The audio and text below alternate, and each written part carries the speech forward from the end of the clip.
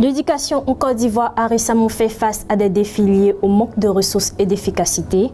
En réponse, le gouvernement a mis en place des réformes et initiatives soutenues par des organisations comme le PPRC. Ainsi, une formation a été organisée pour 51 acteurs de la société civile sur la conduite d'enquête permettant d'interroger plus de 7 720 usagers en 2022 et 8 224 en 2023 avec un taux de satisfaction dépassant 80%. Le lundi 17 février 2024, en préparation de la 3e enquête nationale, un atelier a eu lieu à Yamoussoukro. Plus de détails avec Soro Estelle. Au cours de ces dernières années, l'éducation en Côte d'Ivoire a connu des défis significatifs marqués par un manque de ressources et d'efficacité. Cependant, le gouvernement ivoirien a pris des mesures procréatives pour remédier à ces insuffisances à travers une série de réformes et d'initiatives stratégiques. En parallèle, plusieurs organisations dans la PPRC se sont mobilisées pour soutenir l'État dans l'évolution et l'amélioration de la satisfaction des usagers vis-à-vis des services publics, en particulier en matière d'éducation et d'inclusion financière. Ainsi, dans le cadre de ces efforts, une formation approfondie a été dispensée sur les méthodes et les outils nécessaires de la conduite d'enquête, ainsi que sur les techniques d'échantillonnage. Cette formation a réuni 51 acteurs de la société civile qui se sont engagés dans une série d'enquêtes sur le terrain.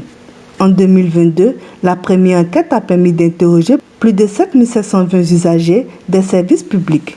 Pour l'année scolaire 2023, ce chiffre a augmenté, atteignant 8 224 usagers avec un taux de satisfaction globale dépassant les 80%. Ces résultats traduisent une amélioration notable dans la perception des services offerts.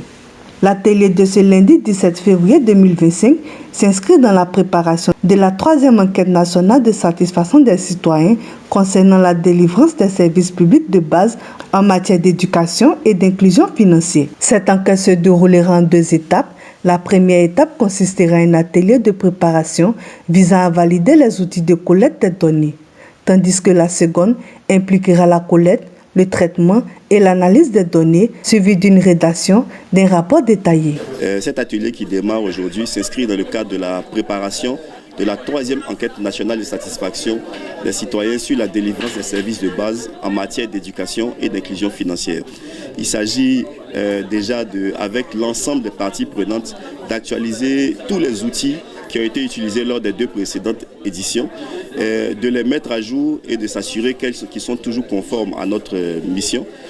En deuxième lieu, c'est de réviser la méthodologie qui a été adoptée, de sorte aussi à prendre en compte les nouveaux éléments que l'environnement nous commande de prendre en compte. Et puis, en définitif, de préparer le déploiement de toutes les équipes d'enquêteurs, notamment avec les chefs de zone et les superviseurs sur toute l'étendue du territoire national. Lors de cet atelier, le coordinateur adjoint du PAGDS a souligné l'importance cruciale de cette activité pour le programme, affirmant qu'elle contribuera significativement à une meilleure compréhension des besoins du citoyen et à l'amélioration des services fournis. Tout à l'heure, j'ai dit que notre projet s'appelle Programme d'amélioration de la gouvernance et de la délivrance de services aux citoyens de base. Donc, une fois que ces services-là ont été déployés par le projet, il faut juger de la satisfaction des populations.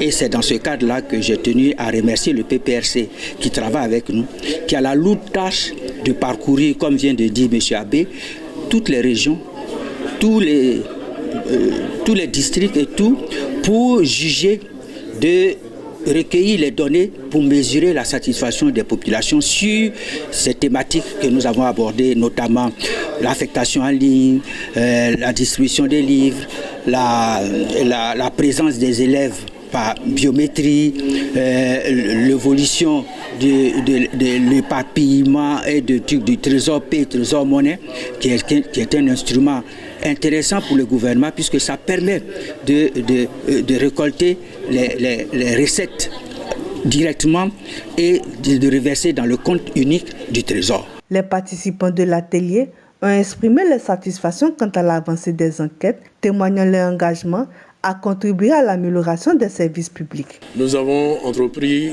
depuis 2018, dans le cadre de la dématérialisation des actes de l'administration, un projet d'affectation en ligne pour que la population désormais s'approprie le processus d'affectation de leurs enfants dans les établissements de leur choix. Et cet outil, depuis quelques années, a commencé à rentrer dans les habitudes et nous voulons, par ce genre d'initiative, savoir quelle est la portée de cet outil. Et depuis un certain nombre d'années, les retours qui nous sont faits sont plutôt encourageants. Et c'est pour ça que le ministère a entrepris, après une phase pilote, de généraliser cette opération.